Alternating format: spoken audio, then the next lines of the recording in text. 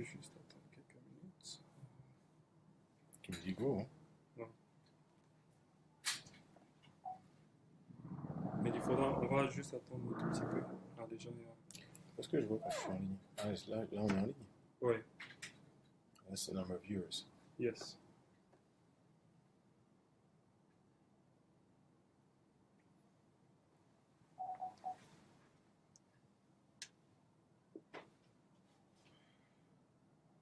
On peut s'y attendre. On va laisser On va attendre un tout petit les peu. viewers arriver un petit peu. Ouais.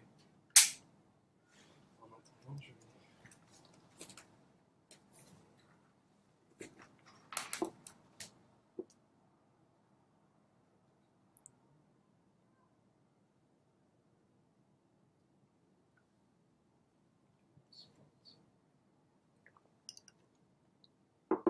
Nous sommes connectés, c'est vrai. L'internet? Oui, nous sommes déjà connectés là. Ouais, déjà connecté. Le son est bon là? Ouais, je vais couper le son. Là, j'ai coupé le son. Déjà 34.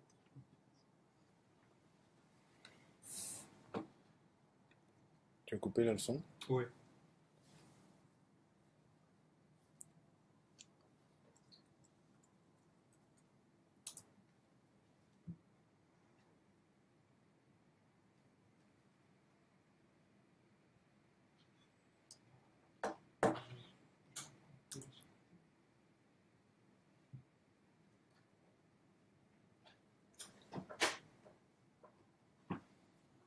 Oui, très bien. J'ai cassé, c'était un peu difficile à poser. Je vais la laisser là. Je la laisse là, ça vous va? D'accord, parfait. Vous avez besoin de quelque chose à boire, un café? Non, moi ça va. Merci. Ça va, c'est nickel. Merci beaucoup Agnès.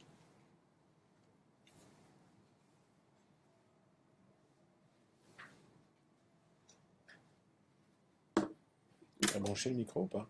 Là, c'est sur mute. Ok. Je vais- Moi ça va, personnellement ça va.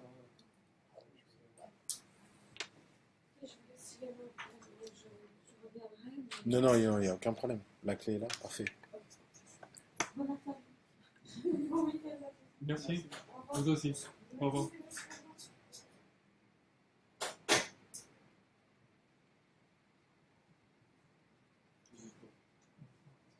Le micro il est on ou off? Non, là il est off. Vous voulez que je l'allume? Bah, il y a 100 personnes, je sais pas. Ouais, ouais, je pense que ça va, on peut commencer. Bonjour à tous les amis ponctuels qui sont là pile à l'heure. On va attendre peut-être juste un petit peu. Il y a d'autres amis qui nous rejoignent avant de commencer notre séance de questions-réponses.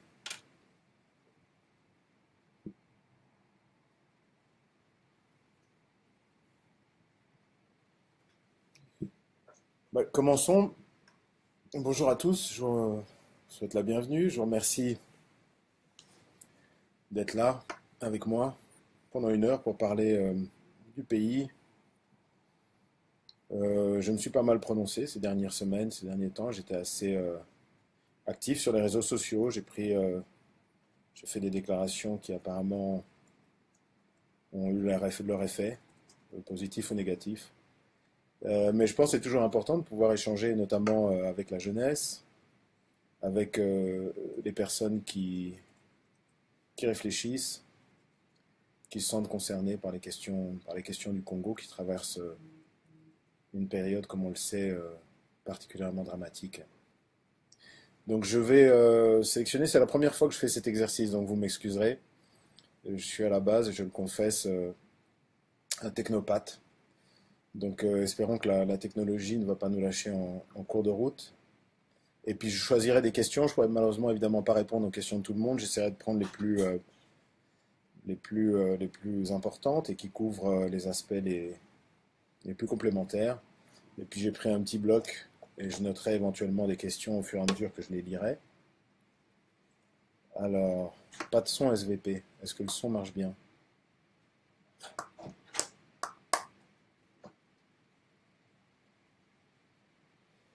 Est-ce que le son marche bien? C'est bon, le son marche? Super. Bon, apparemment, le son marche. Alors, Je vois ici une question d'Alfred Ito qui me demande au fait, c'est quoi ton projet pour le Congo? Ben, paradoxalement, tout le monde me prête des ambitions politiques, mais je n'en ai pas. J'aimerais le reconfirmer. Je ne fais pas ce que je fais, je ne prends pas les positions fortes que je prends parce que je vois une opportunité d'accéder au pouvoir. J'ai des valeurs et une culture qui sont complètement différentes. D'abord, j'ai déjà des responsabilités importantes, c'est-à-dire j'ai de nombreuses entreprises et salariés qui comptent sur moi. C'est une période de crise un peu partout en Afrique, et donc effectivement, j'ai beaucoup de responsabilités. Je prends la parole parce que je constate que mon pays souffre, qu'il va mal, et que malheureusement, les personnes qui ont la responsabilité de sa gestion, de sa protection, sont en train de franchir des lignes rouges, de trahir leur serment et d'un certain point de vue, de trahir notre pays. Mon objectif, ma vision, mon idée, c'est que je ne pense pas que le Congo puisse aller bien si on ne crée pas définitivement au Congo une culture des textes, du respect des textes, des lois, de la parole donnée, si on ne met pas certaines valeurs au centre de la vie publique, le respect du bien commun, le respect de la vie humaine. Et par rapport à ça, j'ai décidé justement d'essayer de, à ma façon, jouer un rôle. Jouer un rôle pour essayer d'aider le pays dans la mesure de mes capacités, c'est-à-dire surtout essayer d'éveiller les consciences, essayer d'apaiser les peines quand c'est possible, comme ça a été le cas avec les réfugiés que j'ai vus à Dundo, dans la province de Lunda North en Angola, qui venaient du Kasaï. Ça m'a beaucoup heurté, ça m'a beaucoup touché. C'est vrai que même si ça fait longtemps que je ne vis pas au Congo, j'ai gardé une image du Congo qui était celle de ma jeunesse.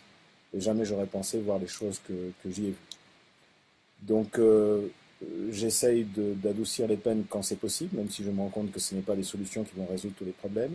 Mais en même temps, je considère qu'il est de ma responsabilité d'utiliser la surface qui est la mienne pour communiquer, essayer d'éveiller les consciences de tous nos concitoyens. D'abord sur le fait, que la situation qui se passe au Congo n'est pas normale et inacceptable. 2, sur le fait qu'il est inutile de se tourner toujours vers l'extérieur pour essayer soit de chercher des aides, soit de trouver des excuses ou des explications à nos malheurs. Et 3, parce que je pense que la solution, elle est à l'intérieur de nous, elle est entre nous, les Congolais.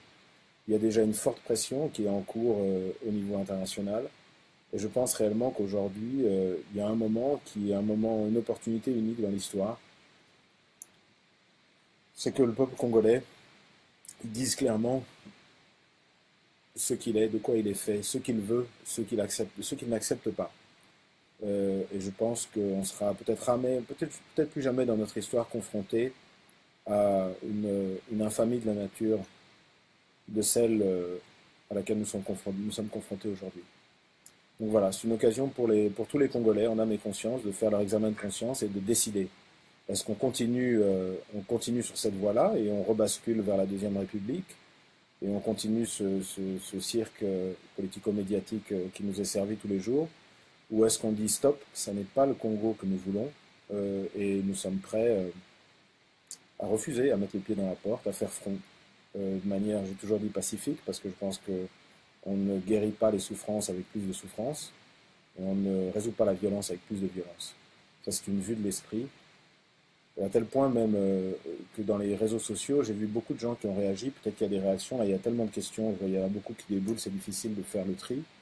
Mais j'ai vu dans les réseaux sociaux qu'il y a beaucoup de gens, notamment des jeunes gens, qui me disent tout le temps, mais prenons les armes, vous avez des moyens financiers, vous pouvez convaincre des pays voisins de venir nous aider.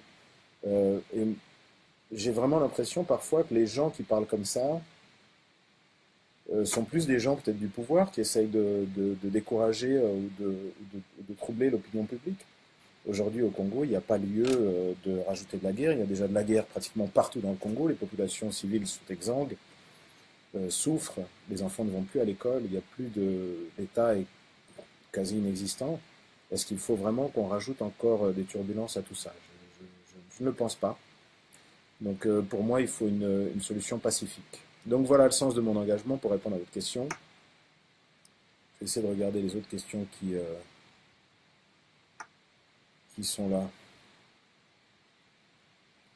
Les amis, là, est-ce que vous avez vu des questions que vous pouvez éventuellement, qui m'auraient échappé? Pas d'armes, on est d'accord. Alors, futur président, encore une fois, je le répète, je suis pas candidat. Et puis, de toute manière, c'est intéressant. Je ne suis pas au courant qu'il y ait des élections présidentielles prévues au Congo, étant donné qu'il n'y a pas de calendrier. La CENI, ou ce qu'il en reste en termes de crédibilité, reste muette à ce sujet. Je vous rappelle que s'il n'y a pas de calendrier d'ici le 31 juillet, ça voudra dire qu'il n'y aura pas d'élection cette année. Et de ce que je comprends, la position de la majorité présidentielle, c'est d'abord que, le président Kabila reste au pouvoir tant qu'il n'y a pas d'élection, donc soit qu'il n'y a pas d'opposants, soit qu'il n'y a pas de calendrier, soit qu'il n'y a pas de moyens, soit qu'il y a une force majeure. Ça veut dire que tout ce qui se passe de mauvais dans le pays, qui détruit notre pays, en fait, leur servent. C'est pour ça que je dis que c'est instrumentalisé. À chaque fois qu'on tue des gens dans le Kasaï, eh ben, on a toujours quelqu'un de la MP pour venir nous dire oui, mais alors on ne va pas le faire sans le Kasaï. Et donc on se rend vraiment compte qu'il y a non seulement une mauvaise foi, mais un manque total de décence. C'est morbide que des responsables congolais qui se disent patriotes, qui se disent lumumbistes, profitent des malheurs du peuple congolais pour arriver à développer leur agenda politique. Et donc, de ce point de vue-là, je ne vois pas comment est-ce qu'on peut parler aujourd'hui d'élection ou de présidence. J'ai l'impression en plus qu'on nous dit maintenant qu'il faut, soit il y a un cas de force majeure, il n'y a pas d'élection et donc il faudrait un référendum. J'ai l'impression que tout le monde est vraiment contre au Congo. Je ne pense pas me tromper. En tout cas, une grande majorité de la population trouverait ça inacceptable. Ou alors, on nous parle maintenant de la démocratie de proximité, de l'autorité de proximité, ce qui voudrait dire en fait procéder à d'autres élections, qui seraient des élections locales, avant les élections présidentielles et législatives. Donc c'est bien le problème aujourd'hui du Congo, c'est que j'ai le sentiment que si on ne fait rien avant la fin de l'année, c'est-à-dire avant le moment là où se terminent les accords de la Saint-Sylvestre, qui même s'ils n'ont pas été ratifiés dans les accords particuliers, nous servent aujourd'hui d'éléments de référence central, de piliers de stabilité de nos institutions, puisqu'on a un président qui est légitime et qu'on a toutes nos institutions qui ont dépassé les délais. Et ben, si on ne saisit pas cette occasion, j'ai le sentiment que ce sera la porte ouverte à des années et des années et des années de cette situation, là où l'État continue à s'émietter, là où les Congolais et la souffrance des Congolais continue à se généraliser, là où le discours des autorités continue à se radicaliser, et donc je pense quelque chose qui sera dramatique et peut-être même fatal pour notre pays, la RDC. Si vous avez vu des questions, n'hésitez pas, parce que là, il y a des longues questions en plus. Quelles sont les stratégies d'intégration des jeunes dans le développement d'un pays? La question de la jeunesse, c'est vrai qu'elle est centrale. Hein. C'est difficile dans le cas du Congo, là où on se rend compte que tous les projets de développement n'ont finalement été que des slogans. Quand je regarde un peu on a expliqué à Kinshasa qu'il n'y avait pas d'élection parce qu'avant il y avait le M23 et puis ensuite parce qu'on préférait le développement. Et quand on parle de développement, on parle de fermes comme Bukavu. Bon, je peux déjà vous garantir que ce sera déjà un éléphant blanc et que ça ne va pas fonctionner parce que c'est pas comme ça qu'on lance l'économie. C'est pas avec des grands projets publics. C'est pas en lançant beaucoup d'argent à la tête des problèmes qu'on développe une économie. Ou alors avec l'immeuble intelligent. C'est intéressant parce qu'on appelle ça immeuble intelligent et on voit ça comme quelque chose d'extraordinaire. Moi, je vis à Luanda, je pense pratiquement en ville à un immeuble sur deux qui doit être immeuble intelligent. Je ne vois pas en quoi c'est un phénomène extraordinaire. D'ailleurs, les immeubles devraient être construits par les privés et pas par l'État. Bon, là, c'est un immeuble administratif en l'occurrence. Je serais curieux de savoir combien d'immeubles intelligents ont été construits par les privés au Congo. Ça montrerait un peu l'état, d'abord la confiance du secteur privé dans l'économie et l'état de développement de l'économie. Mais c'est compliqué parce que quand on a un État, un gouvernement qui est obsédé par une surpolitisation de la vie politique, qui est obsédé par un agenda politique et de se maintenir au pouvoir à tout prix, le vrai travail de profondeur, le vrai travail structurel ne se fait pas. Quand je dis ça se fait pas, ça veut dire qu'effectivement, la question de la formation des jeunes, de l'éducation, de leur place, de la place et du rôle qu'on leur donne dans cette stratégie de développement, ne sont que des vues de l'esprit. Et aujourd'hui, c'est très compliqué, à part des slogans vides. Je ne vois pas bien quel bilan, ne fût-ce que, vous savez, il y a des États qui sont des États dans des situations difficiles, qui sont en quasi-faillite ou en situation de guerre, mais au moins il y a une idéologie politique, il y a une vision derrière, là où il y a une vraie place qui est déterminante pour la jeunesse. Vous allez dans des pays qui souffrent beaucoup depuis des décennies, prenez un pays comme Cuba par exemple. À Cuba, vous regardez la place de la jeunesse, la place qui lui est faite, les efforts qui sont consentis, sont des choses concrètes. La culture, le sport, les études, la formation, un pays comme Cuba a, comme on le sait, je pense, le nombre de médecins le plus élevé par habitant de tout le continent américain, nord et sud américain. De ce point de vue-là, force est de constater qu'il y a vraiment, la jeunesse souffre au Congo, il n'y a pas de vision et il n'y a pas d'espoir tant qu'on est dans une situation là où le débat public se limite à essayer de faire de la belle rhétorique comme les communicateurs de la majorité présidentielle. Et pendant ce temps-là, il n'y a exactement aucun travail qui n'est fait.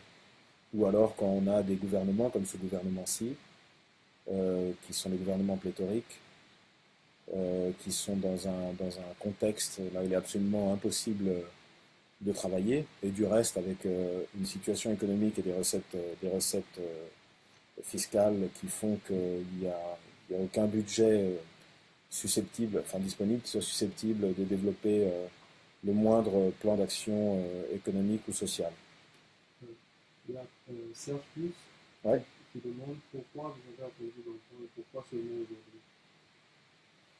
Pourquoi j'ai attendu longtemps pour parler publiquement peut-être. Oui.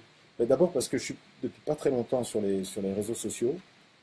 Je pense si on regarde l'historique de mes réseaux sociaux, ça doit faire peut-être 3 ou 4 mois que j'ai commencé les réseaux sociaux. Et donc c'est une culture à laquelle j'étais assez étranger. Et puis en plus parce que j'ai le sentiment que depuis une année, on vient de passer un cap au Congo. Je ne sais pas si les gens s'en rendent compte ou si on accepte avec un sentiment, une espèce de sentiment de fatalité, que les choses sont comme ça et qu'elles ne peuvent pas changer. Mais effectivement, le Congo vient de passer un cap. On n'a plus de légitimité. On a un gouvernement qui, alors que le serment a été prêté devant tout le monde, devant la nation, devant Dieu, sur la Constitution par le président de la République, qui est censé être un officier militaire, c'est-à-dire avoir un sens de la parole donnée, un sens de l'État, c'est dédit. C'est-à-dire qu'il a promis de respecter les institutions et il n'a pas permis, en les renouvelant aux échéances prévues par la Constitution, d'en préserver la légitimité. Le seul argument que j'ai entendu au niveau de l'AMP, c'est que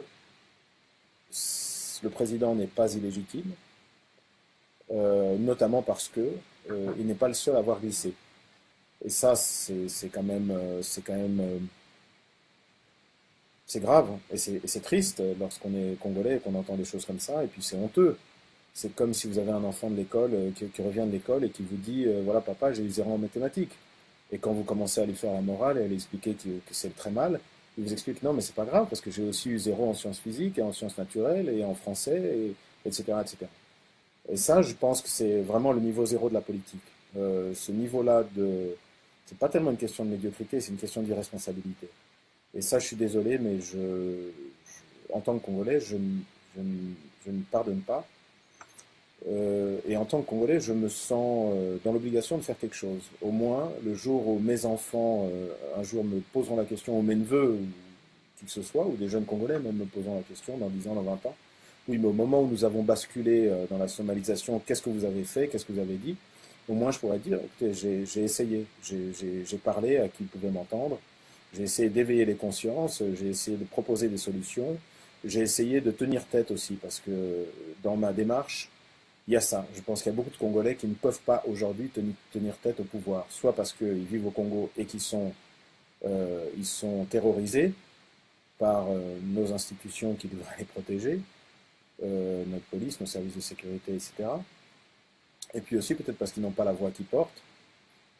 Et puis, moi qui ai une certaine surface publique ou un certain profil public, entre guillemets, parmi les Congolais de diaspora, qui aient mes moyens propres, qui ne sont pas au Congo et donc qui ne sont pas à la merci ou qui sont hors d'atteinte des moyens de prédation que développe le pouvoir dans sa culture relativement récente, de tout confisquer, de faire des faux procès, d'arrêter les gens, de les envoyer en prison, etc.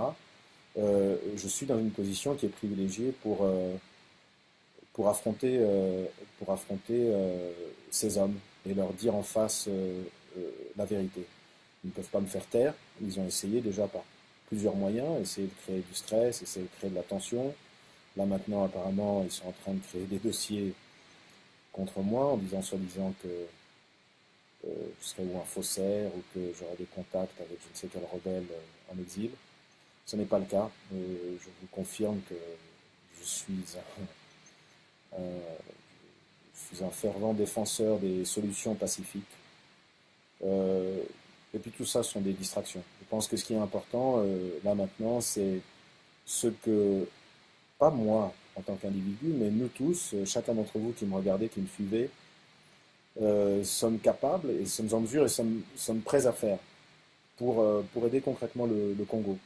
Alors ça peut être, il ne s'agit certainement pas d'aller prendre les armes, il ne s'agit pas non plus d'exprimer une frustration excessive, une agressivité excessive sur les réseaux sociaux, parce que c'est pas ce que je fais, je ne passe pas mon temps à me passer les nerfs sur les réseaux sociaux. Je pense que c'est avant tout, en âme et conscience, chacun d'entre nous doit définir sa stratégie. Il doit d'abord se définir par rapport à la situation actuelle du Congo, en répondant à un certain nombre de questions. Première question, est-ce qu'on croit dans cette... est-ce que je crois, est-ce que vous croyez dans cette excuse que développe la majorité présidentielle, comme quoi le président n'a jamais voulu le glissement? Ça, c'est une question, je vous laisse répondre. Vous imaginez la réponse que moi, personnellement, j'y ai apportée. Une autre question, c'est est-ce que, peut-être en fonction de la réponse à la première, est-ce qu'on peut encore faire confiance à cet homme pour nous apporter les élections que nous espérons tous et auxquelles nous avons droit? Je rappelle qu'on a une constitution qui a été votée par 85% de notre population. Une troisième question, c'est est-ce qu'aujourd'hui, sous prétexte que notre classe politique, et c'est vrai pour une grande part décrédibilisée, parce qu'on a des opposants dont on sait que c'est des opposants professionnels qui essaient juste de faire monter les enchères avant de se vendre au plus offrant. J'aimerais pas commencer à citer des noms parce que ça ne serait pas élégant de ma part, mais je suis sûr que vous avez tous des idées de 2 ou 3 personnes à qui je pourrais faire référence. Ou alors nous avons des gens qui sont à la majorité présidentielle et qui préfèrent dire bon, j'attends que les choses changent pour éventuellement me réaligner en fonction du sens du vent. J'ai l'impression que c'est un peu malheureusement la culture de certains de nos hommes politiques. Et donc par rapport à ça, et puis évidemment il y a eu le grand malheur qui a frappé tout le Congo, qui était la mort du patriarche Étienne Tshisekedi. Et tout ça a créé une certaine confusion dans l'opinion et une brèche. Ça a ouvert une brèche dans laquelle la majorité présidentielle s'est engouffrée sans aucun scrupule. Et donc, par rapport à ça, effectivement, il faut se poser cette question. Est-ce que sous prétexte que notre classe politique est décrédibilisée, ça veut dire qu'il ne faut rien faire, il faut tout accepter, et que rien ne peut être fait qui ne soit violent? La réponse à ça, ma réponse personnelle, est absolument non. Il y a d'autres questions auxquelles on doit également répondre. C'est par exemple, aujourd'hui, qu'est-ce qui est en jeu et quelle est la question du calendrier et du timing? Qu'est-ce qu'on peut faire et quand faut-il le faire? Et par rapport à ça, j'aimerais attirer votre attention à tous sur quelque chose que j'ai lu beaucoup dans les réseaux sociaux, des jeunes compatriotes, jeunes et vieux du reste, qui me disaient que qu'est-ce qu'on peut faire concrètement? Ça fait plusieurs fois qu'on a essayé des manifestations pacifiques. À chaque fois que je parle, moi, de la désobéissance civile, il y a beaucoup de gens qui réagissent en disant mais ça ne marche pas, quelqu'un de violent et d'armé qui tue sa propre population, on ne peut que le chasser par des armes. En l'occurrence, j'aimerais quand même faire remarquer à tout le monde qu'il y a des faits qui sont en train de se passer, qui sont sans précédent par rapport, par exemple, à la position de la Cinco. La position de la Cinco qui est au-dessus de tout soupçon, à mon sens, hein, on peut ne pas être catholique, mais je pense que c'est vraiment des hommes qui ont montré beaucoup de patience et beaucoup de bonne foi. Et je pense qu'ils ont à cœur pas seulement la défense d'une idée théorique du Congo, mais réellement la somme d'individus et de fidèles que eux croisent quotidiennement dans leur paroisse, dans leurs évêchés, etc. Je pense que la position qu'ils ont prise, qui était tellement forte que je ne vois pas dans quelle mesure elle aurait pu être prise sans un aval du pape, excusez du peu, nous interpelle et doit nous renforcer dans l'idée que le bout du tunnel n'est pas éloigné. D'abord parce que, effectivement, la Saint-Sylvestre, c'était le 31 décembre, ça veut dire qu'il nous reste encore 6 mois. 6 mois au terme duquel se posera un vrai problème de légitimité. Deuxièmement, parce que jusqu'ici, toutes les marches ont été organisées dans une dynamique politicienne. C'est-à-dire que, par exemple, même la marche qui a échoué le 10 avril était avant tout une marche convoquée par un parti politique. Et je pense que justement, peut-être qu'il y avait un travail au préalable qui n'avait pas été fait à l'UDPS, qui a fait que les gens ont été peut-être surpris, et que tout le monde n'a pas suivi en disant mais finalement c'est quel UDPS, qui donne les ordres maintenant, est-ce que le patriarche n'a pas encore été enterré, est-ce que c'est vraiment le moment de le faire, et tout ça finalement a beaucoup profité au pouvoir qui a essayé d'interpréter ça comme un désintérêt de la part des Congolais, ou peut-être comme le fait que les Congolais sont des moutons. J'ai cru comprendre que le président Kabila était dans une posture aujourd'hui qui était il n'y aura pas d'élection en 2017 et de toute manière les Congolais ne feront rien parce que ce n'est pas des gens qui font quelque chose, ils ne font rien. Ce serait dans n'importe quel autre pays du monde, ils ne laisseraient pas faire, mais là ici on a des gens qui sont des moutons et donc ils ne font rien. Alors je pense que aujourd'hui on a une vraie opportunité de suivre la Cinco, de s'inspirer de leur appel, et ça commence avant tout par sensibiliser. Il faut sensibiliser parce qu'effectivement là maintenant on est 747 ou 748. À 748 on ne peut pas le faire. Mais si vous faites 748 et que chacun d'entre nous arrive à convaincre une dizaine de personnes, qui arrive à convaincre une dizaine de personnes, et qu'en plus on n'a pas justement une couleur politique, parce qu'il ne s'agit pas de la promotion d'un parti politique, il ne s'agit pas d'une campagne, moi je ne suis pas en campagne, je ne suis pas candidat au pouvoir, je connais trop le poids de la charge politique pour la prendre à la légère. Et donc, ce n'est pas ce que je suis en train de faire. Je ne suis pas en train d'essayer de me positionner. Je n'ai pas d'agenda de ce point de vue-là, parce que j'ai suffisamment de choses à faire dans ma vie, et j'en ai pas besoin, en plus.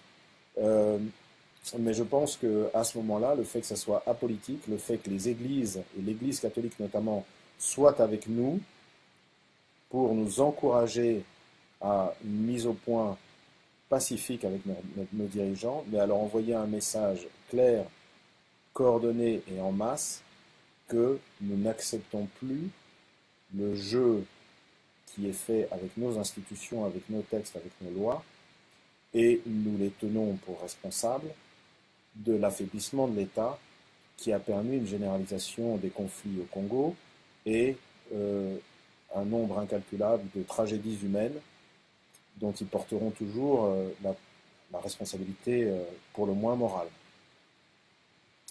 Voilà, est-ce qu'on a d'autres questions qui sont...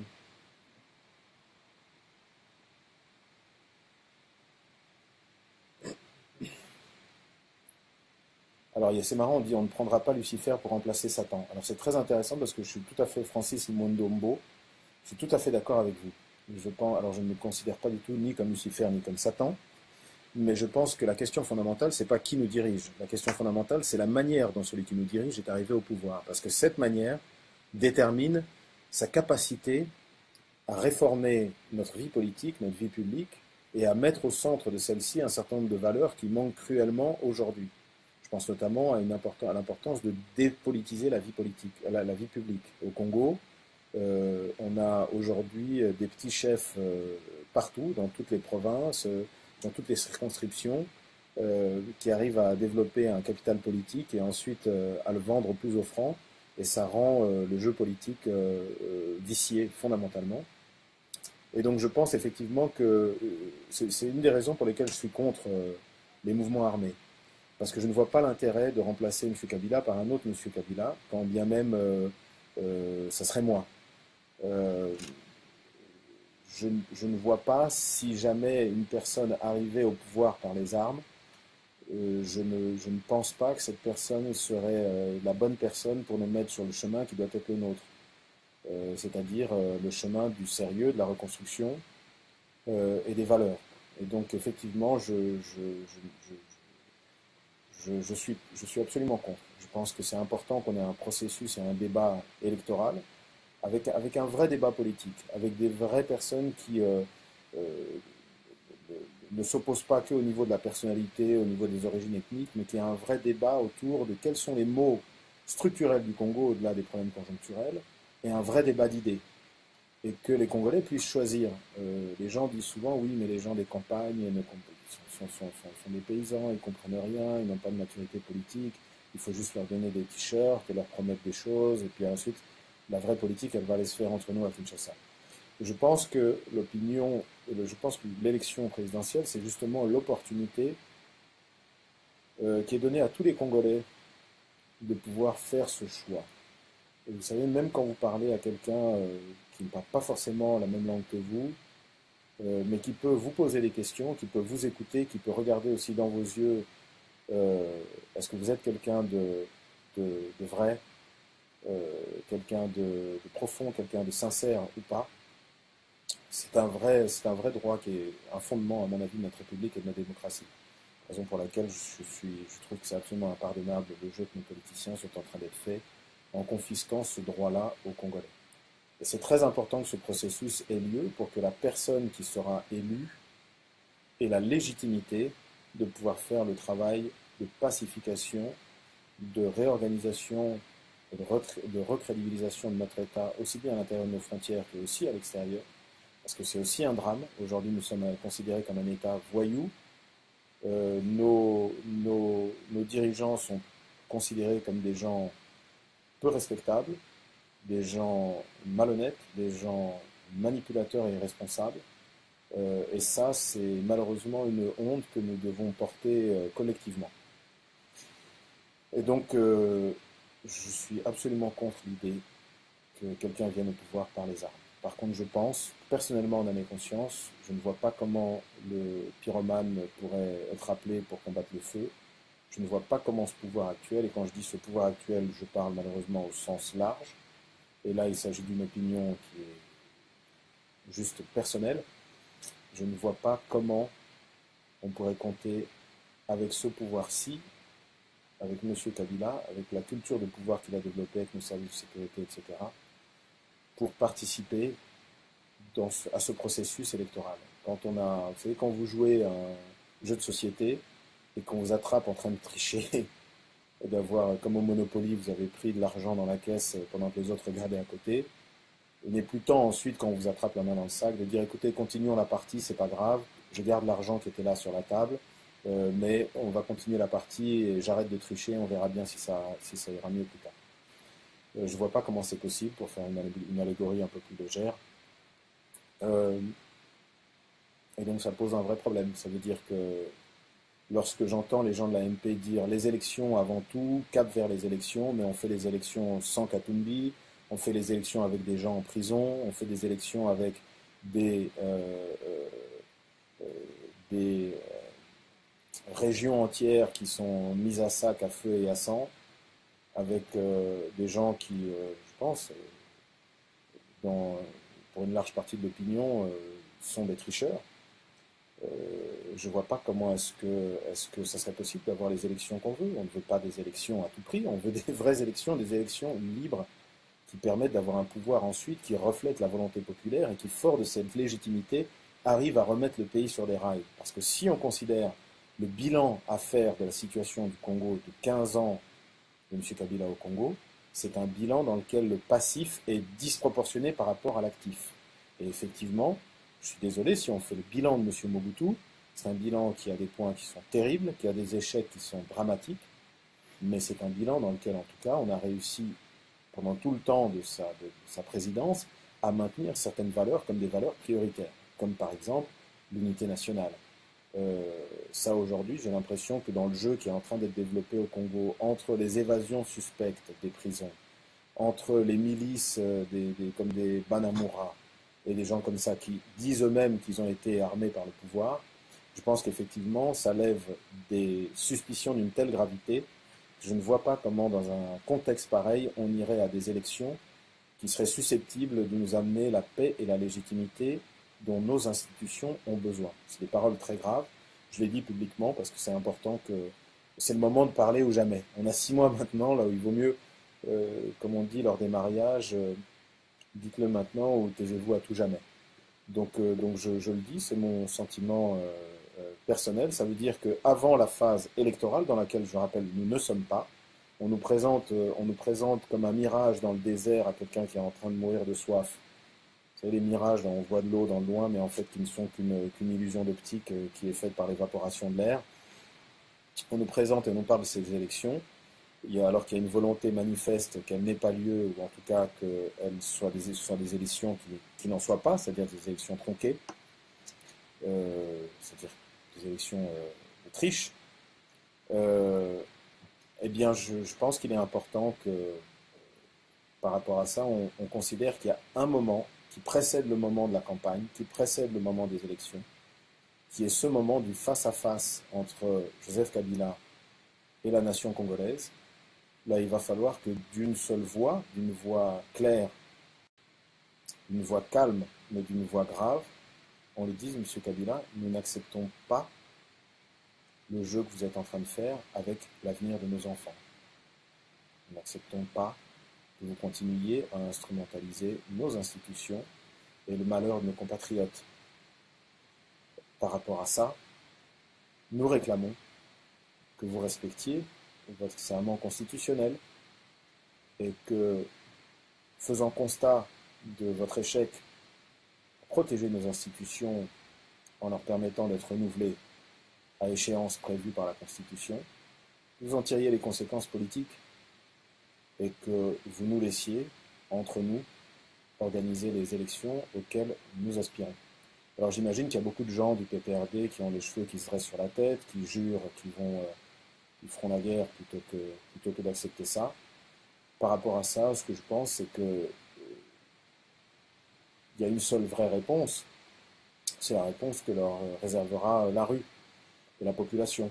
Alors il est important que cette réponse, évidemment, comme nous y a invité les évêques de la Cinco, soit une réaction responsable. Là où nos responsables politiques sont irresponsables, il est important que nous, les citoyens, soyons responsables. Là où nos responsables politiques sont irrespectueux des droits des biens et des personnes, il est important que nous le soyons. Et il est important que là où ils ne sont pas respectueux des libertés individuelles, nous nous montrions dignes de cette liberté d'expression qui est consacrée dans nos textes. Et donc, c'est aussi un appel, c'est pas un appel à manifester, mais je pense qu'il est très vraisemblable qu'il y aura des manifestations d'opinion. Je ne sais pas si ce sera des manifestations de rue, parce que je ne suis pas à la commande de cela. Je ne suis qu'une voix parmi d'autres, mais je pense qu'il y aura nécessairement une matérialisation de ce message à nos autorités dans les semaines qui viennent. Ce qui est important, c'est que ce message soit coordonné, que ce message soit fort pour qu'il passe clairement. Si je me rappelle bien, en janvier 2015, on a essayé de changer la loi électorale en catimini un vendredi soir à l'Assemblée nationale. La réponse de toute la population, et je ne pense pas que c'était un parti politique ou une religion ou une origine ethnique en particulier, mais réellement toute la population est descendue dans la rue pour préserver ce qu'elle considère être son bien, le bien commun de tous les Congolais. Et je pense que ce sont des actions de cette nature. Alors évidemment, Moi, je ne suis pas là pour envoyer les gens en casse-pipe. Vous l'aurez remarqué, je suis dans un immeuble intelligent, mais pas à Kinshasa. Euh, et donc, effectivement, il ne m'appartient pas à moi d'appeler des jeunes Congolais ou d'encourager des jeunes Congolais à aller risquer leur vie, alors que moi, je suis tranquillement assis à l'extérieur. Ce serait immoral de ma part. Et donc, je ne le fais pas. Mais je pense qu'effectivement, avec des politiciens qui sont courageux au Congo, avec des gens de la société civile qui sont courageux, je rends hommage à beaucoup de jeunes, Filimbi, Delucha, beaucoup de jeunes qui ont eu ce courage de porter ce message et réellement de se mettre en danger, de se mettre en péril.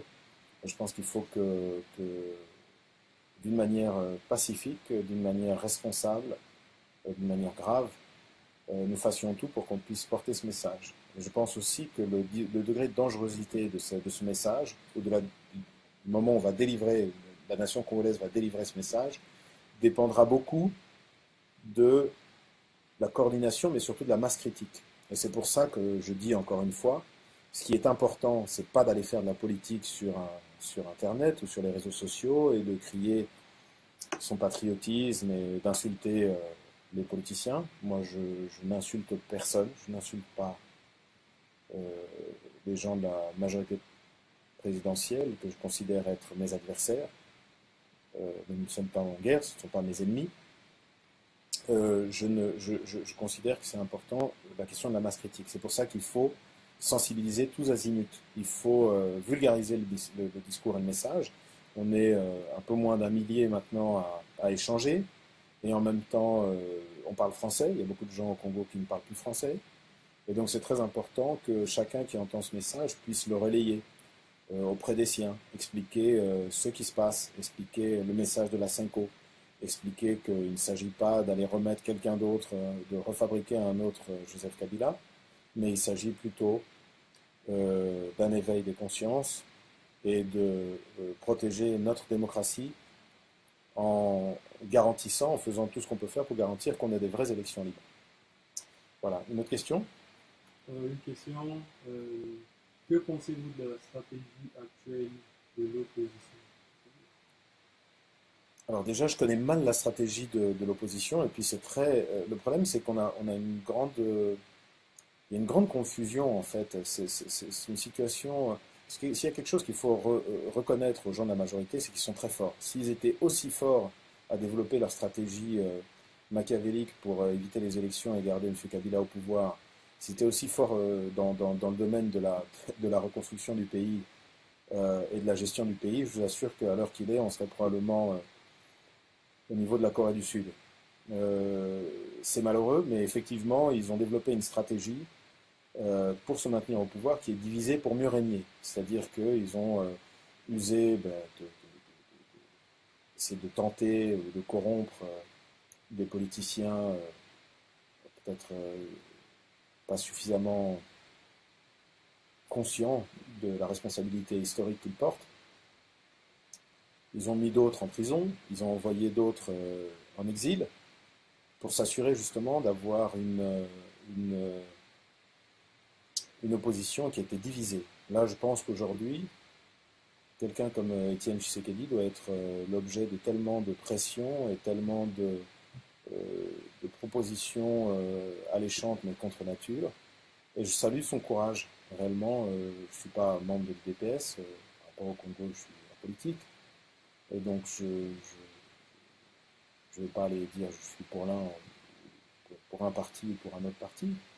Mais force est de constater que lui, qui est dans une position qui n'est pas facile, parce qu'il vient de perdre son père n'a pas été enterré, il a fait déjà l'objet de tellement de trahisons au sein de son propre parti, et aujourd'hui, il doit certainement avoir une opportunité en or d'arriver à être Premier ministre. J'imagine qu'il n'y a rien aujourd'hui que le pouvoir lui refuserait s'il acceptait ce poste d'ici la fin de l'année, de manière à faire le coup de 2016, c'est-à-dire à endormir ou à surprendre l'opinion publique et passer le cap difficile de la fin de l'année pour recréer une soi-disant légitimité qu'on pourra traîner en longueur jusqu'à la prochaine étape de leur plan. Et donc il faut vraiment saluer je salue vraiment le courage et la résistance d'Etienne Tshisekedi, qui a eu des propos on ne peut plus clair sur ce sujet en disant il n'y aura pas de troisième dialogue, je n'irai pas et je ne serai pas le ministre de Kabila. Et je pense que ça, c'est vraiment quelque chose de très encourageant. Et puis, il y a également des gens de l'opposition qui continuent courageusement. Je sais, parfois, on a tendance à les critiquer. Moi, je dis très librement ce que je pense. Je pense que les gens du G7 sont à féliciter. Les gens du G7 ont quitté le pouvoir à un moment. Là, ils auraient pu faire comme tous les autres alliés de la MP. Je ne voudrais pas lancer la pierre, mais il y a des partis qui ont une importance historique au Congo, des partis comme le PALU, qu'on aurait vraiment attendu à des moments aussi brûlants de l'histoire de notre pays. Là, on est au virage d'un retour à la Deuxième République. Si effectivement il est avéré que la MP, M. Kabila et ses acolytes ont saboté le processus électoral, s'il est vrai, ça reste à prouver, hein. Maintenant, chacun des Congolais a le droit de se faire une opinion. Mais s'il est vrai qu'il y aurait eu une instrumentalisation des massacres qui ont eu lieu au Congo par le pouvoir, ça poserait des questions très importantes et qui seraient de nature à entacher des hommes politiques et des formations politiques au passé glorieux qui n'ont pas eu le courage, qui n'ont pas eu la capacité ou la présence d'esprit de prendre leurs responsabilités. Et il faut reconnaître que les gens du G7 ont pris leurs responsabilités. Ils auraient pu rester avec tous les autres de la MP, avec tous leurs avantages, des ministres, des voitures de fonction, du pouvoir, etc. Et ils ont dit non à ça pour une seule raison. Pour une seule raison, c'est qu'ils ont pris conscience au sein de la MP qu'il y avait un plan organisé pour saboter les élections, pour remettre les élections, les renvoyer au calendrier grec. Et ils ont considéré que c'était un crime de haute trahison et qu'ils ne voulaient pas prendre part à cette forfaiture. Ils ont eu le courage de sortir. Et aujourd'hui, lorsque vous regardez quelqu'un comme le vieux Kiungu, qui est pratiquement embastillé dans sa maison à Lubumbashi, qui a des militaires et des policiers sans cesse qui entourent sa maison, essayent de l'intimider, et il doit vraiment avoir une vie qui est difficile de ce point de vue-là. Je pense qu'on peut vraiment saluer leur effort et puis reconnaître qu'effectivement tout ce qu'ils avaient dit, alors qu'à l'époque on les a accusés de faire un procès d'intention, eh ben, j'aimerais bien entendre maintenant les gens de la majorité présidentielle. Donc c'était vrai, effectivement, c'était un plan et ça vous sert. Et aujourd'hui aujourd'hui, l'instabilité dans le Kasaï, ça vous permet de dire que mais est-ce qu'il faut des élections sans le Kasaï? Ça permet à des communicateurs de la communication de dire non, mais cette constitution n'est plus adaptée, il nous faut une nouvelle constitution. Et puis comme ça, quand on aura une nouvelle constitution, eh ben, on pourra avoir un nouveau candidat qui sera le même, mais dans une nouvelle constitution. Je pense que c'est un juriste, qui est en plus communicateur, il l'a dit publiquement, donc je ne trahirai pas son nom, Yves Kisombe, que je ne connais pas personnellement, mais qui a envoyé un tweet, je crois, ou en tout cas qui a communiqué sur les réseaux sociaux en disant il nous faut une nouvelle constitution pour la 4e République, avec comme premier président Joseph Kabila Kabange. Ça dit tout. Ça dit tout. Et moi, je pense que même si on va nous dire encore une fois dans un argument très habile, comme les gens de la majorité présidentielle en ont l'habitude, qu'il s'agit là non pas il ne parlait pas en tant que communicateur, mais il s'agissait d'un citoyen qui a le droit de penser ce qu'il veut. Moi, je pense que toutes les opinions ne sont pas des opinions. Vous savez, dans le monde, on dit que le racisme n'est pas une opinion comme les autres. C'est pour ça que le racisme est interdit par la loi. Et bien là, en l'occurrence, je pense qu'il y a des opinions qui ne sont pas comme les autres. Aujourd'hui, quelqu'un de la majorité présidentielle qui dit, écoutez, effectivement, il n'y a pas d'élection, donc le président est président à vie, ça n'est pas une opinion comme les autres. Lorsqu'il y a des gens qui disent Kabila peut se représenter, ça ne sera pas un 3e mandat, ça sera le premier cycle d'un nouveau mandat qui effectivement lui donneront 50 plus renouvelables une fois. Je pense que ça n'est pas qu'une opinion, surtout à un moment là où un responsable politique se permettrait de souffler sur les braises alors que le pays est au bord de l'embrasement et au bord du chaos. Donc par rapport à tout ça, je pense que c'est important d'avoir un message qui est très clair pour toute la population. Et par rapport à la stratégie de l'opposition. Je pense que maintenant, il n'appartient plus à l'opposition. Chacun doit assumer ses responsabilités. On ne peut pas seulement se retourner vers les gens de l'opposition. Ils ont essayé, ils se sont fait piéger, aujourd'hui ils sont embourbés. C'est à l'opinion de prendre le relais. Comme on dit chez les cyclistes, là où il y a quelqu'un qui prend le vent, qui est le leader, qui fait face au vent, et les autres qui sont dans sa roue derrière et qui arrivent à rouler en dépensant moins d'énergie, et bien là maintenant je pense qu'il faut qu'il y ait un relais qui s'opère. Et je pense que c'est l'opinion qui doit entraîner l'opposition et les partis politiques. Et peut-être même, il y a beaucoup de gens de la MP qui se reconnaissent dans mes propos, dans mes critiques, que j'espère constructives, que je veux constructives. Et je pense qu'ils auront tous une opportunité de s'exprimer le jour là où il y aura ce message qui sera délivré de manière forte, pacifique et citoyenne à nos autorités et en premier lieu à notre président de la République. Et j'espère que les partis politiques prendront une place importante dans cette manifestation, de ce message, dans la manière dont ce message va être délivré, même si je ne pense pas qu'il devrait en assumer le leadership. Je pense qu'il y a d'autres gens qui sont de la société civile, des gens des églises, comme par exemple les évêques, qui ont pris cette position qui était très claire et très courageuse, et je pense sans précédent. Je ne me rappelle pas, je me rappelle pas d'autres exemples dans l'histoire là où l'Église catholique a pris une position qui était aussi forte, aussi politique, aussi engagée. Et ça, évidemment, c'est aujourd'hui nous tous qui en sommes les dépositaires, qui allons devoir en faire quelque chose. Une question ? Pensez-vous pas que le Congo n'a pas seulement besoin de chasser Kabila, mais aussi changer le système politique du pays? Absolument, le système politique doit évoluer. On a vu que dans notre système, on a même dans notre culture à nous au Congo, une espèce de rapport au chef, qui est un rapport qui est malsain. Nous-mêmes, nous tendons à recréer les schémas qui nous ont amenés aujourd'hui à avoir un chef qui est isolé dans sa tour d'ivoire, qui décide de ne rien entendre et de prendre tout le pays en otage, et tout le monde suit, on ne sait pas comment dire stop, on ne sait pas comment dire non. Vous savez, il y a un phénomène chez les enfants qu'on appelle le bullying, qui est un phénomène dans les écoles. Et par rapport à ça, il est très difficile de demander à un enfant qui est victime d'abus d'autres enfants de réagir. Il y a un moment là où quand vous vous laissez faire, vous ne savez plus comment réagir et comment vous protéger. Et aujourd'hui, je pense qu'on a cette opportunité-là qui est presque didactique de ce chemin qui nous est tracé par les évêques et par les gens qui ont le courage de s'avancer, de s'engager dans le débat citoyen. On a parlé des jeunes de Filimbi, de Lucha, et puis il y a beaucoup d'autres ONG qui sont très actives et courageuses dans ce domaine-là. Et c'est ces gens-là, aujourd'hui, dans le Congo, a besoin. On a besoin d'entendre leur voix, on a besoin de les écouter, on a besoin de reprendre confiance, on a besoin de tous se mettre d'accord sur la nature, l'intensité et le format du message qu'on va envoyer avant la fin de l'année au président Kabila. Je ne sais pas si j'ai bien répondu à la question. Si j'ai pas bien répondu, n'hésitez pas à me...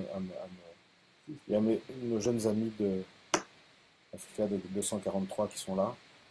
Alors ils m'aident à voir un peu les questions qui auraient pu m'échapper. Que pensez-vous de Némonansemi et toutes ces actions?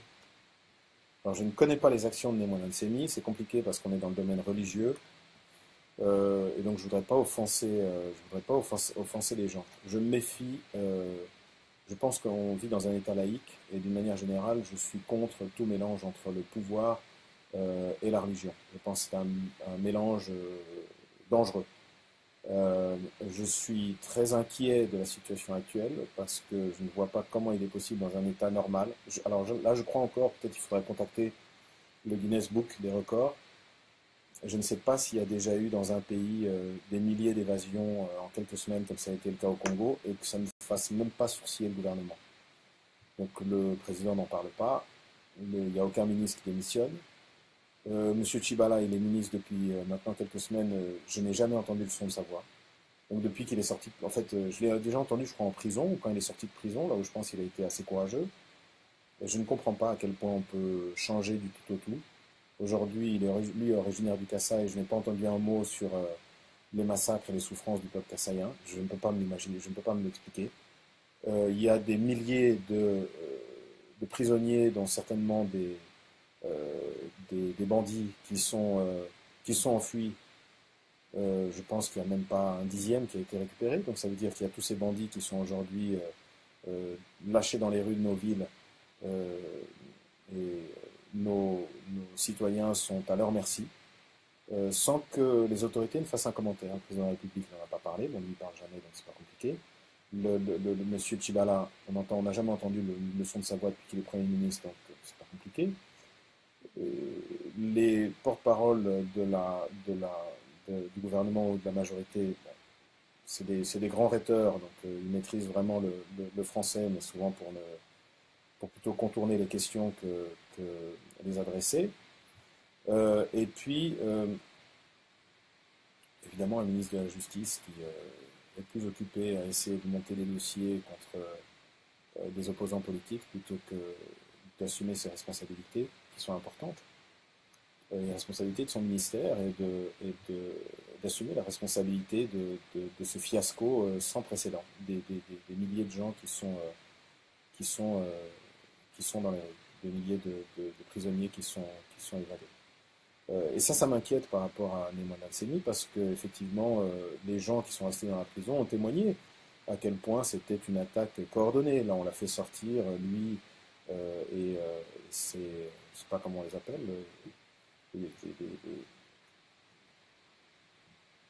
les membres de sa religion, de sa secte religieuse, je ne sais pas comment on les appelle, je ne veux pas leur manquer de respect, mais je pense qu'il s'agit en l'occurrence d'une secte, donc je sais pas, c'est un gourou lui, donc j'imagine ses disciples. Et on entend de plus en plus de bruit, parce que alors ça c'est un autre problème qu'il y a au Congo, il faudra vraiment veiller à restructurer les services de sécurité, parce que j'ai l'impression on a quand même le pays qui a les services de sécurité possiblement les plus nuls de la planète, incapable de travailler sans qu'il y ait des fuites, sans que on n'arrête pas de m'envoyer des messages pour me tenir au courant de ce qui se trame. Et j'ai notamment reçu un message qui m'a beaucoup inquiété. Donc alors on va me dire encore que c'est un procès d'intention, mais je le dis publiquement, donc ça pourra être vérifié dans les semaines qui suivent. Alors il se dit que Neyman Al-Semi aurait donc été exfiltré de la prison par des gens des services de sécurité, que lui et les membres de sa secte seraient en train d'être armés pour créer de l'instabilité dans le Bas-Congo, avec une stratégie qui est un peu la même que dans le Kasaï, c'est-à-dire créer le chaos et donc des conditions qui rendraient les élections impossibles. Et en même temps, étant donné qu'il y a deux frontières au Bas-Congo avec l'Angola, une qui est avec l'Angola du sud, donc les provinces de Ouige et Zaïre, et une avec Cabinda, et qu'effectivement il y aura une stratégie pour essayer d'attirer les forces angolaises sur l'échiquier congolais. Alors ce ne sont que des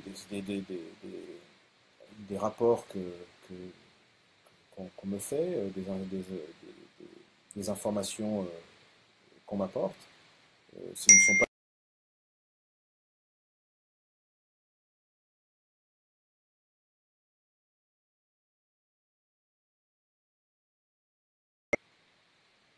Ouais, je suis désolé, j'ai l'impression qu'on a eu un petit problème de connexion.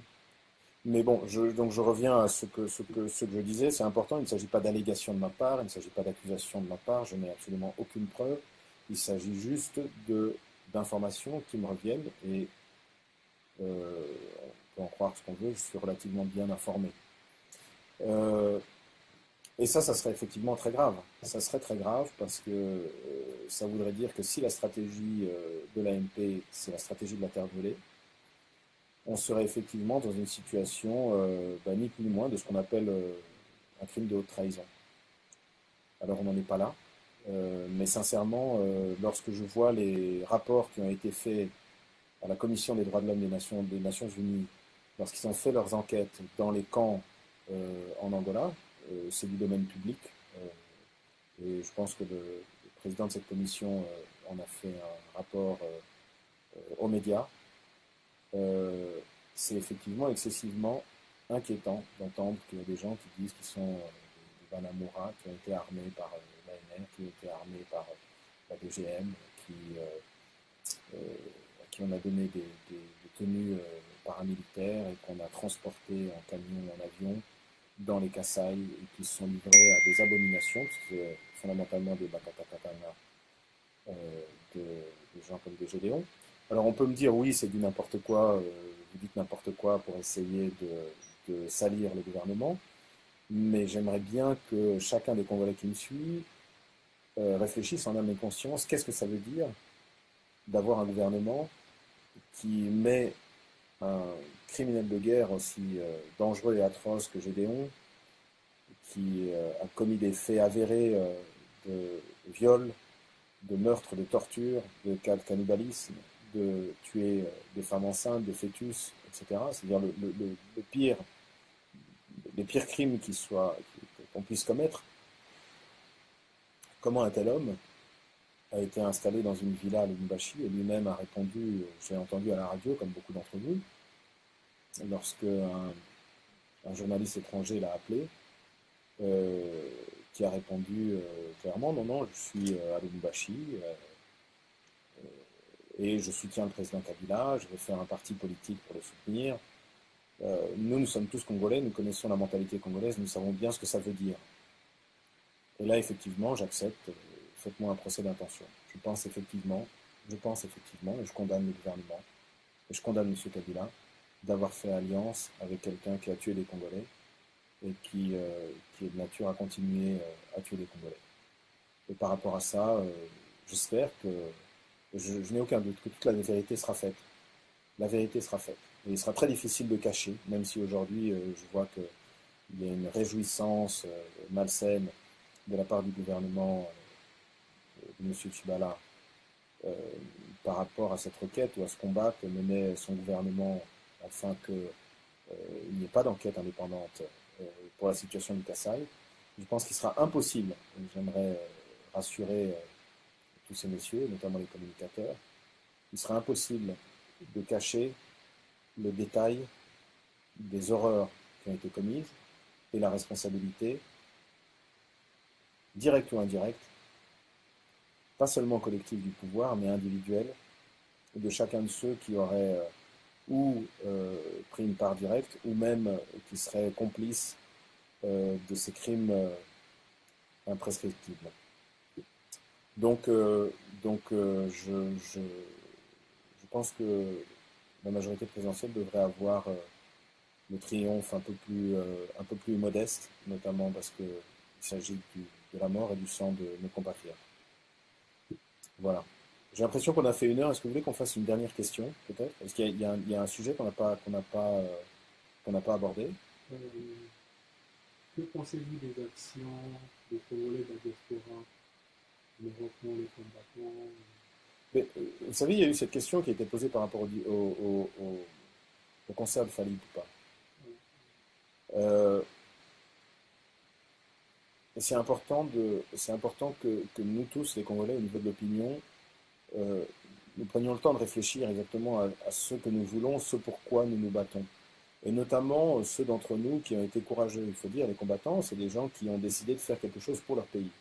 Ils pouvaient passer leur temps libre à faire d'autres choses personnelles pour leur temps libre, et ils ont décidé depuis des années d'essayer de faire ce qui était à leur portée pour qu'on n'oublie pas le cas du Congo et que la démocratie puisse un jour triompher pour le mieux-être de tous les Congolais. Et de ce point de vue-là, c'est très difficile de leur lancer la pierre. Cela dit, il faut aussi considérer que ce concert de Fally Ipupa était un concert, je crois, qui était fait en partenariat avec l'UNICEF, je pense, et qui avait donc une dimension de bienfaisance. Alors effectivement, ça fait une caisse de résonance encore plus grosse au fait qu'il y a des problèmes au Congo et que ce qui se passe au Congo est anormal.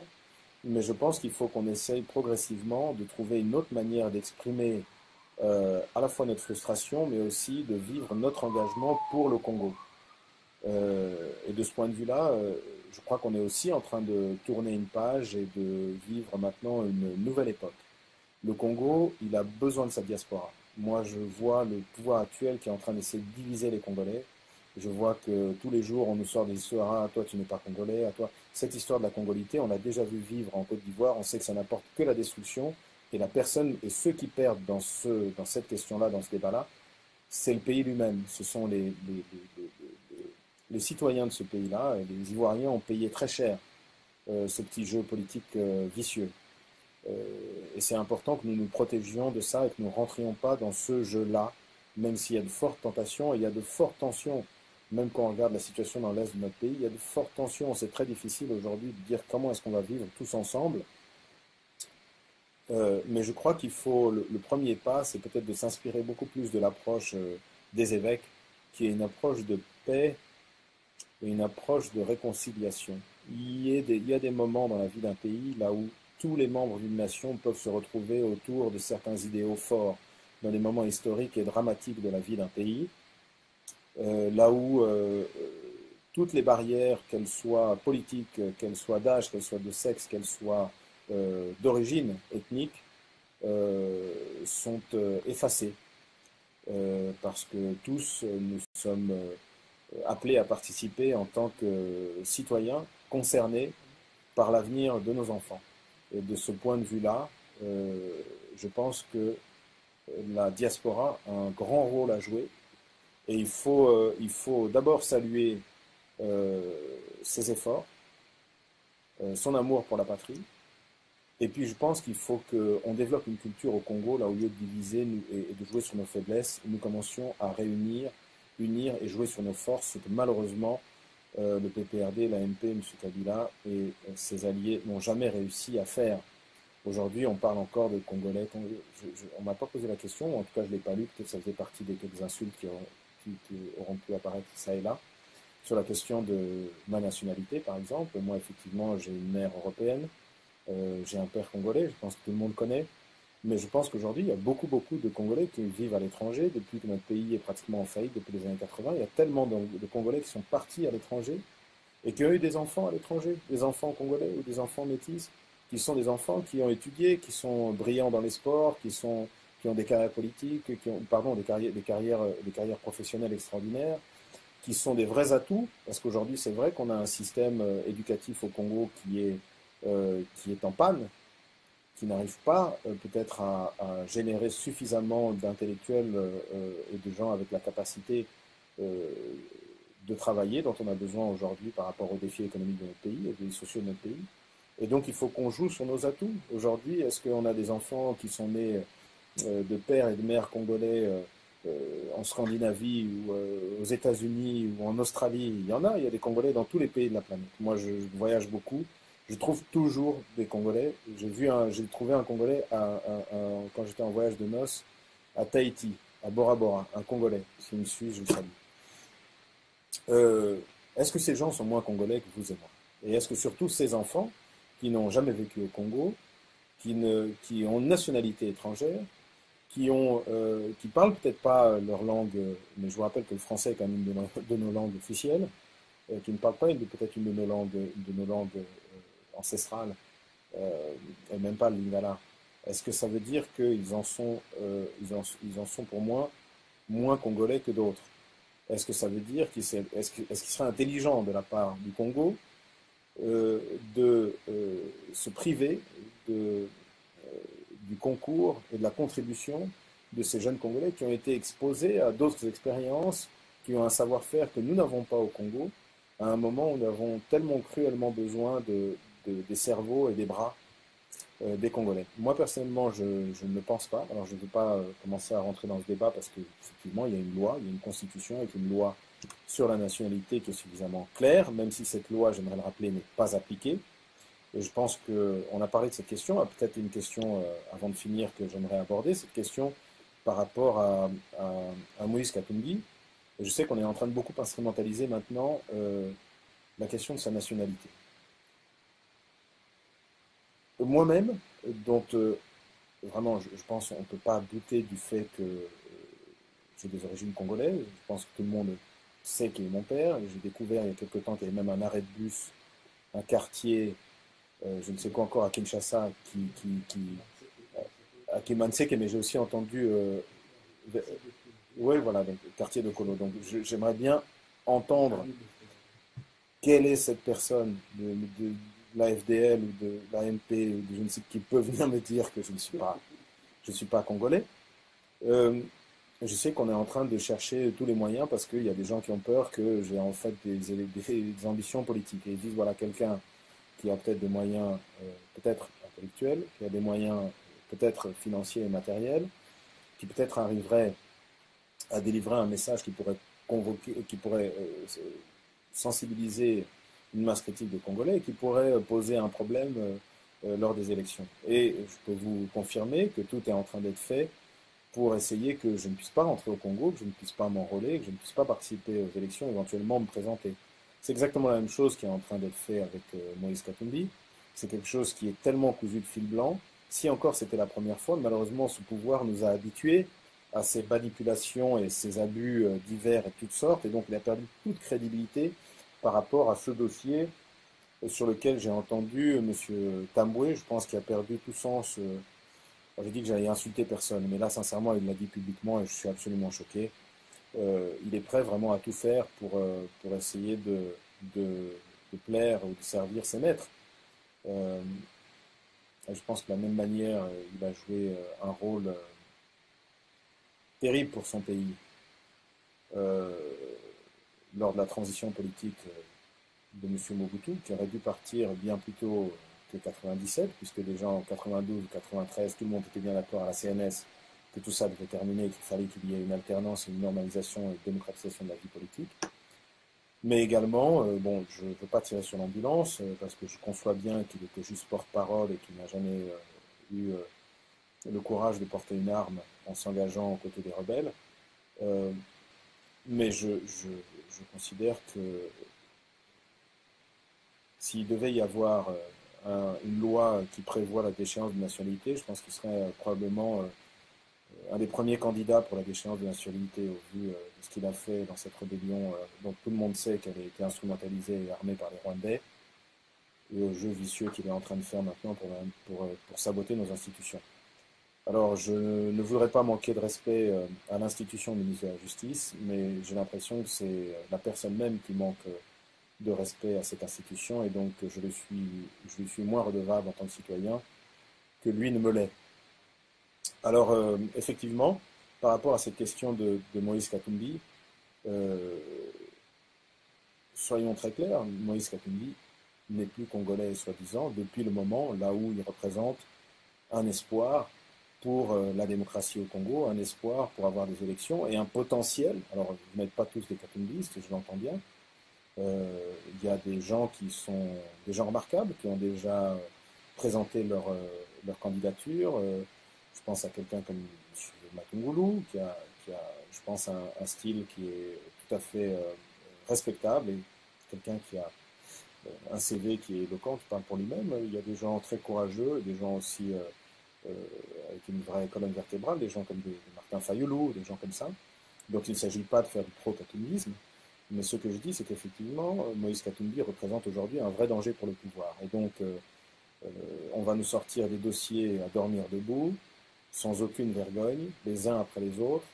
Là où même on a eu... Alors c'est très intéressant parce qu'en tant que ministre de la Justice, il a passé beaucoup de temps à expliquer que M. Katumbi ne pourrait pas se présenter. Parce que soi-disant, il aurait lui des éléments, ou le procureur général de la République aurait des éléments comme quoi il y aurait une copie de son passeport. Mais de deux choses l'une. D'abord, je pense qu'il doit y avoir au moins un bon quart de nos politiciens qui ont une double nationalité, soyons clairs. Et je pense que tous les politiciens, notamment l'Assemblée nationale, s'étaient bien mis d'accord pour qu'on évite ce sujet douloureux. Parce que si on avait dit à tout le monde, écoutez, pour avoir un mandat électif au Congo, même si vous avez une autre nationalité, il faut vous en défaire, je pense qu'il y aurait beaucoup de gens qui auraient préféré aller toucher des acédiques en Europe. Deuxièmement, je constate que lorsque ça a été le cas pour le précédent ministre, comment s'appelait le précédent ministre aussi de l'UDPS? J'oublie son nom, vous m'excusez.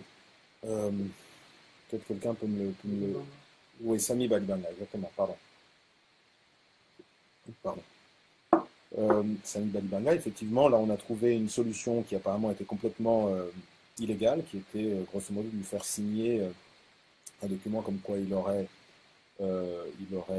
abandonné son autre nationalité, belge apparemment. Et c'est incroyable que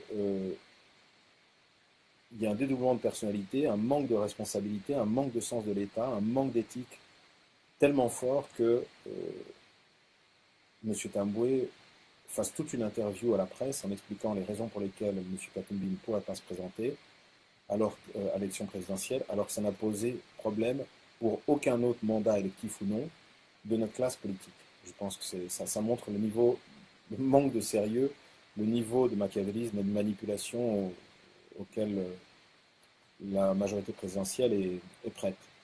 Et puis enfin, sur cette question de Moïse Katumbi, j'ai le sentiment que,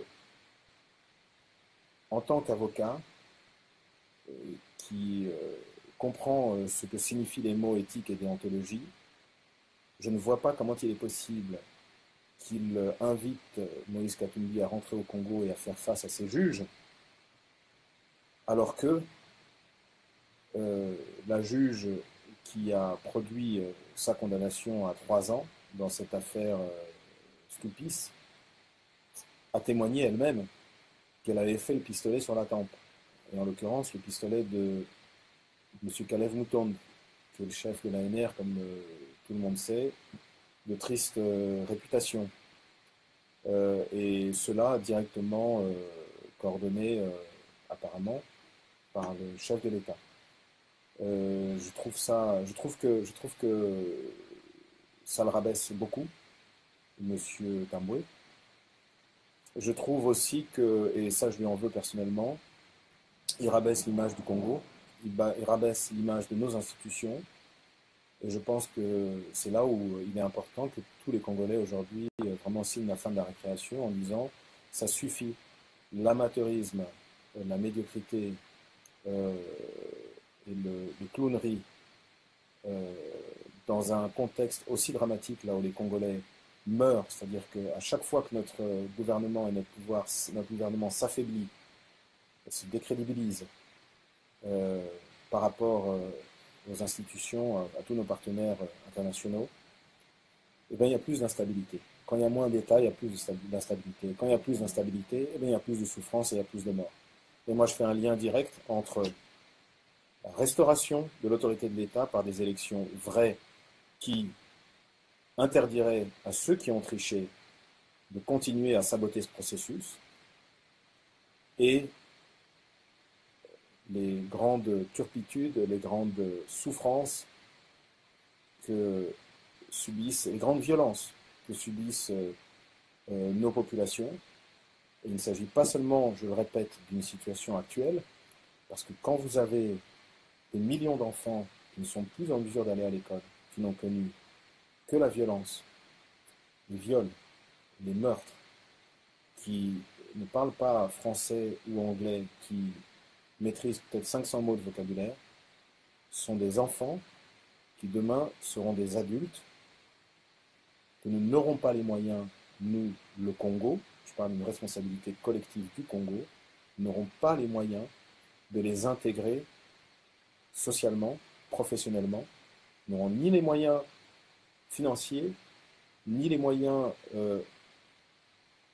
humains, ni peut-être même les moyens moraux d'intégrer tous ces gens-là. Et ça veut dire qu'effectivement, on va devenir un pays qui, comme la Somalie, vous pouvez envoyer l'armée américaine en Somalie, ils n'ont pas réussi à pacifier la Somalie, tout simplement parce que le mal a été semé dans le cœur de chacun de ces Somaliens qui ignorent toutes les valeurs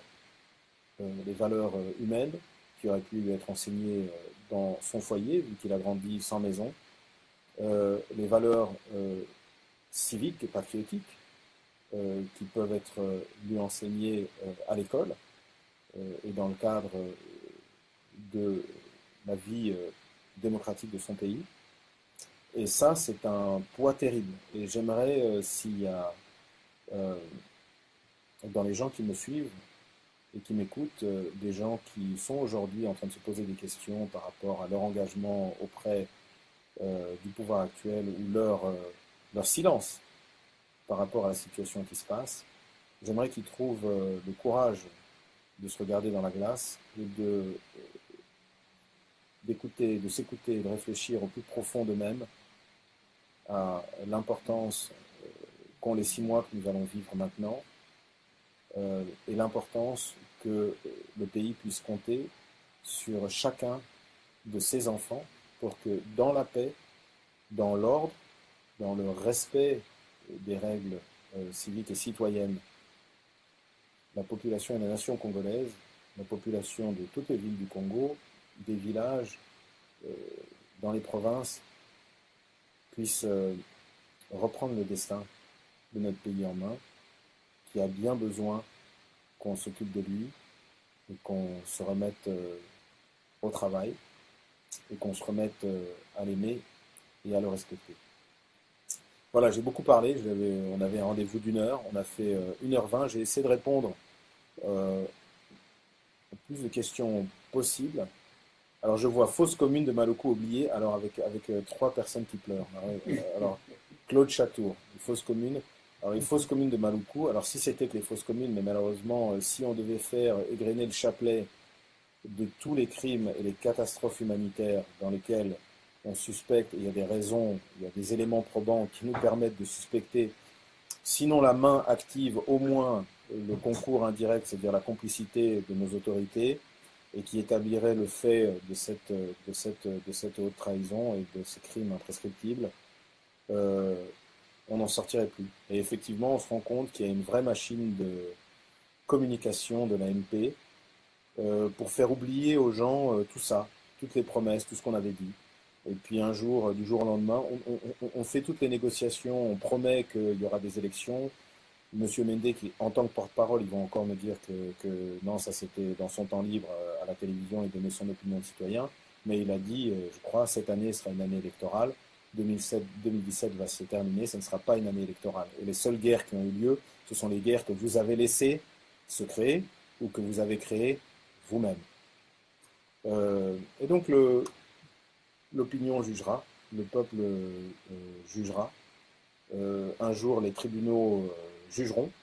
Et donc je pense qu'il n'est pas trop tard pour que tout le monde revienne à la raison et se dise il y a beaucoup de crimes qui ont été commis et il y a un vrai risque qu'il y en ait beaucoup d'autres qui soient encore commis dans les mois à venir si nous ne réagissons pas, si nous ne suivons pas l'appel de nos évêques de la Cinco et que nous ne reprenions pas dans la paix et l'ordre le destin de notre pays. Je pense que Étienne Tshisekedi avait certainement cette idée à l'esprit lorsqu'il a prononcé les mots prenez-vous en main.